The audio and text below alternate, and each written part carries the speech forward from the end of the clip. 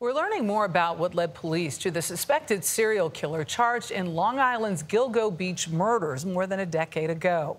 59-year-old architect Rex Heuermann pleaded not guilty Friday to charges he murdered 3 women. The victims' bodies were all found buried along the same stretch of beach in 2010. Prosecutors say Heuermann is also a prime suspect in the murder of a 4th woman, whose body was found near the others. Heuermann's lawyer describes the evidence against him as circumstantial.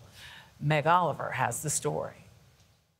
Investigators combed through the Long Island home of accused serial killer Rex Heuermann over the weekend.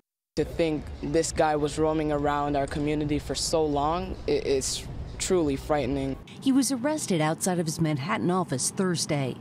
Rex, did you do it? Ladies and gentlemen, Rex Heuermann is a demon that walks among us. Heuermann is charged with the murders of 3 women and, according to prosecutors, is the prime suspect in the murder of a 4th. Their bodies were found within a quarter mile of each other on Gilgo Beach in late 2010. Mr. Heuermann had a double life. He had a family. He had a wife. He had 2 kids. He was an architect. And I guess at nighttime, he turned into this monster. Court records say investigators honed in on him in early 2022 when they discovered he owned a car which witnesses tied to the disappearance of one of the women.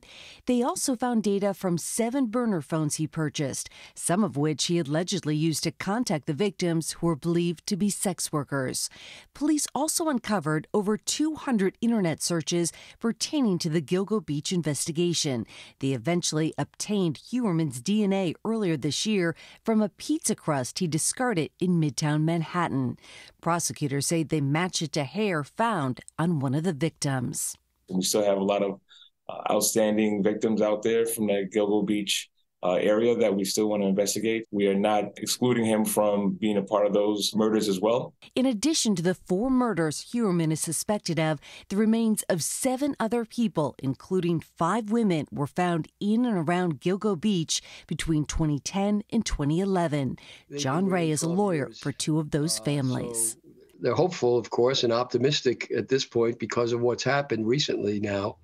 But at the same time, it caused a lot of pain because it's not over for them by any means. For CBS Mornings, I'm Meg Oliver.